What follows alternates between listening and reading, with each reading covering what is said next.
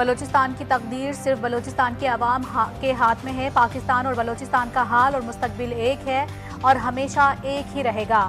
Field marshal Syed Asim Munir کی بلوچستان کی اہم شخصیات اور سیاسی قیادت سے گفتگو۔ کہا، ریاست کے غیر متزلزل پرعزم اور فیصلہ کن رد عمل سے مذموم عزائم کو ناکام بنایا جائے گا۔ فتنۃ الخوارج اور فتنۃ الہندوستان بلوچستان کو غیر مستحکم کرنے کے لیے استعمال ہونے والے غیر ملکی سرپرستی یافتہ پراکسیز ہیں۔ یہ بلوچستان کی ترقی میں رکاوٹ ڈالنے اور ریاست و عوام کے درمیان خلیج پیدا کرنے کے لیے سرگرم ہے۔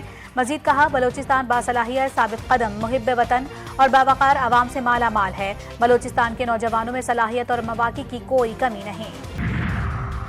وزیر اعظم ہاؤس میں گوگل وفد کی اعزاز میں استقبالیہ کی تقریب۔ وزیر اعظم شہباز شریف تقریب میں شریک۔ پاکستان اور گوگل کے درمیان اہم مفاہمتی یادداشت پر دستخط۔ مفاہمتی یادداشت کا مقصد پاکستان میں ڈیجیٹل مہارتوں، IT برآمدات اور جدت کے فروغ کے لیے تعاون کو وسعت دینا ہے۔ اسلام آباد میں AI سینٹر آف ایکسیلنس کے قیام کے لیے پاکستان اور گوگل کے درمیان تعاون پر بھی اتفاق۔ پاکستانی طلباء کی 1 سال تک گوگل AI+ اور جیمنائی سمیت جدید AI ٹولز تک مفت رسائی ہوگی۔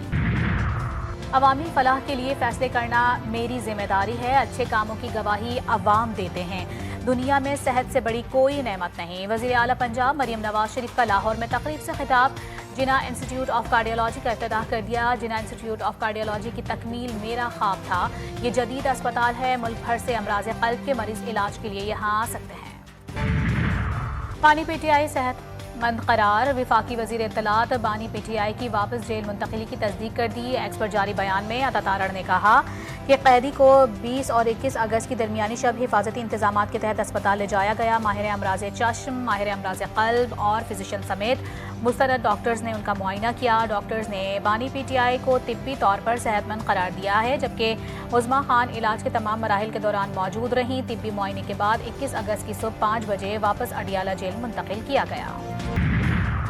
طبی معائنہ پیمز اسپتال میں کروایا گیا، جس میں الشفا اسپتال کے ڈاکٹرز بھی موجود تھے۔ وفاقی وزیر عطا تارڑ نے GTV نیوز کی خبر کی تصدیق کر دی۔ ایکس پر اپنے بیان میں لکھا، PTI کے کارکنوں کی طرف سے جو سیکیورٹی کی صورتحال الشفا اسپتال کے راستے میں اور باہر پیدا کی گئی، اس کے پیش نظر ان کو پیمز اسپتال لے جایا گیا۔ ان کو پہلے بھی طبی سہولیات فراہم کی جاتی رہی ہیں اور اب بھی جب ان کو ضرورت پڑے گی طبی سہولیات فراہم کی جائیں گی۔ شامی وزیر خارجہ کا دورہ GHQ۔ Field marshal Syed Asim Munir سے ملاقات۔ علاقائی سیکیورٹی صورتحال اور دفاعی تعاون بڑھانے پر تبادلہ خیال۔ فیلڈ مارشل نے کہا، پاکستان کے شام کے ساتھ دیرینہ برادرانہ تعلقات ہیں۔ علاقائی و عالمی امن و استحکام کے لیے مشترکہ کوششیں ضروری ہیں۔ مشترکہ سیکیورٹی چیلنجز سے نمٹنے کے لیے باہمی تعاون ضروری ہے۔ شام کے وزیر خارجہ نے علاقائی امن و استحکام کے فروغ میں پاک فوج کے کردار کو سراہا۔ دو طرفہ تعلقات مزید مضبوط بنانے کے عزم کا اعادہ۔ مکہ مشترکہ دفاعی معاہدہ مشرق وسطی اور جنوبی ایشیا میں امن و استحکام کی نئی دفاعی صف بندی کی بنیاد بن گیا۔ سعودی عرب، پاکستان اور ترکی کے درمیان طے پانے والے معاہدے کو عالمی میڈیا نے خطے کی اہم پیش رفت قرار دے دیا۔ رپورٹس کے مطابق معاہدہ تینوں ممالک کو مشترکہ دفاعی فریم ورک میں جوڑتا ہے۔ پاکستان کی جوہری صلاحیت، فوجی افرادی قوت اور عالمی سطح پر دفاعی روابط معاہدے کو اہم دفاعی وزن فراہم کرتے ہیں۔ ایران کے ساتھ معاہدہ کرنا آسان نہیں، کوئی نہیں جانتا اس وقت ایران کی قیادت کون کر رہا ہے۔ امریکہ نے ایرانی قیادت کو تباہ کر دیا۔ امریکی صدر ڈونلڈ ٹرمپ کا بیان، کہتے ہیں کہ ایران کو جوہری ہتھیاروں کے حصول سے روکنے کے لیے 100 مرتبہ جنگ کرنے کو تیار ہوں۔ ایران کے خلاف امریکی فوجی کارروائیوں سے ایرانی عسکری صلاحیتوں کو شدید نقصان پہنچا۔ حملے کے وقت ایران جوہری ہتھیار بنانے سے صرف 2 ہفتے دور تھا۔ ایران جوہری ہتھیار حاصل کر لیتا تو اسرائیل اور پورا مشرق وسطی شدید خطرے سے دوچار ہو جاتے۔ امریکہ کا ایران پر تاریخ کے سخت ترین معاشی اقدامات کا اعلان۔ امریکی وزیر خزانہ نے ایران کے معاشی ناکہ بندی کا عندیہ دے دیا۔ عالمی برادری سے ایران سے تعلقات ختم کرنے کا مطالبہ۔ اسکاٹ بیسنٹ کا کہنا ہے کہ ایران پر انتہائی سخت پابندی عائد کر کے اس کی معیشت کو شدید نقصان پہنچایا جائے گا۔ ایران کا دفاعی صلاحیتیں مزید مضبوط بنانے کا اعلان۔ ایرانی وزارت دفاع کا کہنا ہے کہ ایران نے دشمن کے حملوں کو دفاعی طاقت میں بدل دیا۔ ایرانی ہتھیاروں اور دفاعی نظاموں نے اہم منصوبے ناکام بنائے۔ تہران کا دھمکیوں کے باوجود دفاعی عزم برقرار رکھنے کا اعلان۔ کہا، ایران ہر خطرے کو نئی طاقت اور ترقی میں بدلے گا۔ دباؤ اور حملوں سے ایران کی دفاعی صلاحیت مزید مضبوط ہوئی۔ امریکہ کے طیارہ بردار جہاز جارج واشنگٹن نے مشرق وسطی میں پوزیشن سنبھالی۔ امریکہ نے طیارہ بردار بحری بیڑے کو مشرق وسطی میں تعینات کرنے کی تصدیق کر دی۔ جارج واشنگٹن نے 9 ماہ سے مشرق وسطی میں تعینات طیارہ بردار جہاز ابراہیم لنکن کی جگہ لی۔ ایران جنگ کے موقع پر تعینات ابراہیم لنکن پر 5000 سیلرز تعینات تھے۔ مشرقی وسطی کشیدگی کے باعث سپلائی متاثر، عالمی منڈی میں خام تیل کی قیمتوں کو پر لگ گئے۔ برینٹ کروڈ کے سودے 4 سینٹ اضافے کے بعد $93.82 فی بیرل پر پہنچ گئے۔ امریکی ویسٹ ٹیکساس انٹرمیڈیٹ خام تیل کی قیمت $2.33 اضافے کے بعد $88.16 فی بیرل ہو گئی۔ دونوں اہم عالمی بینچ مارکس کی قیمتیں 24 جولائی کے بعد بلند ترین سطح پر پہنچ گئیں۔ پیٹرولیم مصنوعات کی قیمتوں میں اضافہ، ڈیزل $1.64 اور پیٹرول 27 پیسے فی لیٹر مہنگا۔ ڈیزل کی نئی قیمت $364.70 اور پیٹرول کی نئی قیمت $337.78 فی لیٹر ہو گئی۔ حکومت نے پیٹرول لیوی ختم نہ کی تو تحریک آگے بڑھائیں گے، ہمارا لانگ مارچ 3 دن میں ختم نہیں ہوگا۔ امیر جماعت اسلامی حافظ نعیب الرحمان کا لاہور میں دھرنے کے شرکاء سے خطاب، کہا لیوی لگانے کا مقصد پیٹرولیم مصنوعات کی لاگت کم کرنا تھا۔ حکومت کا پورا نظام عوام کو ڈیلیور نہیں کر رہا، نظام کی ناکامی کی وجہ سے پاکستان کو IMF کی شرائط ماننا پڑتی ہیں۔ صدر مملکت آصف علی زرداری کا دہشت گردی کے متاثرین کو خراج عقیدت، کہا پاکستان نے دہشت گردی کے خلاف جنگ میں بھاری قیمت ادا کی ہے۔ دہشت گردی کے زخم قومی یادداشت کا حصہ ہیں۔ پرامن اور مضبوط پاکستان ہمارا عزم ہے۔ وزیر داخلہ محسن نقوی کا عالمی برادری سے دہشت گردی کے خلاف متحد ہو کر مؤثر اقدامات کرنے کا مطالبہ، کہا دہشت گردی کا کوئی مذہب، قوم یا سرحد نہیں ہوتی، بلکہ یہ پوری انسانیت کے خلاف جرم ہے۔ وزیر اعلیٰ پنجاب مریم نواز شریف کا دہشت گردی کا شکار غازیوں اور شہداء کے خاندانوں کو تنہا نہ چھوڑنے کا عزم۔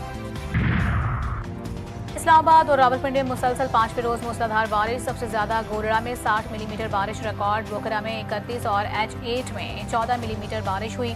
نالہ لائی میں پانی کے بہاؤ میں اضافہ، کٹاریاں کے مقام پر پانی کی سطح 11 فٹ بلند۔ MD واسع کا کہنا ہے کہ نالہ لائی سمیت نشیبی علاقوں میں عملہ ہیوی مشینری کے ساتھ موجود ہے۔ پنجاب کے کئی شہروں میں موسلادھار بارش، نظام زندگی متاثر، گجرات، کھاریاں، جہلم، ناروال، وزیر آباد، ڈسکا اور دیگر علاقوں میں نشیبی علاقے زیر آب آ گئے۔ کئی سڑکیں اور بازار پانی میں ڈوب گئے۔ برساتی نالوں میں طغیانی سے متعدد دیہات کا زمینی رابطہ منقطع۔ خیبر پختونخوا میں بھی بارش کا سلسلہ جاری، سوابی میں بارش کا پانی گھروں اور اسکولوں میں داخل، رابطہ سڑکیں تالاب کا منظر پیش کرنے لگی ہیں۔ بٹ آباد میں رات گئے بارش نے گرمی کا زور توڑ دیا، گلیات میں بارش کے بعد موسم مزید حسین ہو گیا۔ کراچی کے نیشنل ہائی وے لنک روڈ بلوچ کمپنی کے قریب ٹرالر اور کوچ میں خوفناک تصادم، حادثے کے نتیجے میں 2 افراد جاں بحق، 1 زخمی، لاشوں اور زخمی شخص کو اسپتال منتقل کر دیا گیا۔ کراچی کی خستہ حال سڑکیں شہریوں کے لیے درد سر بن گئیں۔ لائٹ ہاؤس نانک واڑہ کی مرکزی شاہراہ ٹوٹ پھوٹ کا شکار، شاہراہ پر بڑے بڑے گڑھوں سے حادثات کا خطرہ بڑھ گیا۔ سڑک پر کھدائی اور دھول مٹی سے شہریوں کا جینا محال، شہریوں کا سڑک کی مرمت اور کھدائی مکمل کرنے کا مطالبہ۔ بنگلہ دیش میں BNP رہنما مرزا فخر الاسلام نے صدارتی مارکہ مار لیا۔ بنگلہ دیش کے نئے صدر منتخب بادشاہ معاہدے کا حلف اٹھائیں گے۔ جماعت اسلامی کی حمایتی یافتہ امیدوار ولی احمد کو شکست ہو گئی۔ 78 سالہ مرزا فخر الاسلام پارلیمانی ووٹنگ میں کامیاب قرار پائے۔ سابق صدر محمد شہاب الدین کے استعفے کے بعد انتخاب ہوا۔ امریکی ریاست الاسکا میں چارٹر طیارہ گر کر تباہ، حادثے کے نتیجے میں طیارے میں سوار تمام 8 افراد ہلاک۔ امریکی میڈیا کے مطابق الاسکا کمانڈ نے تصدیق کی ہے کہ اینکرج سے کیپ نیونہنگم جانے والا طیارہ کیپ نیونہنگم ایئرپورٹ کے قریب گر کر تباہ ہوا۔ چارٹر طیارے میں 2 پائلٹ، 6 مسافر سوار تھے۔ حادثے کی وجوہات تاحال معلوم نہیں ہو سکی۔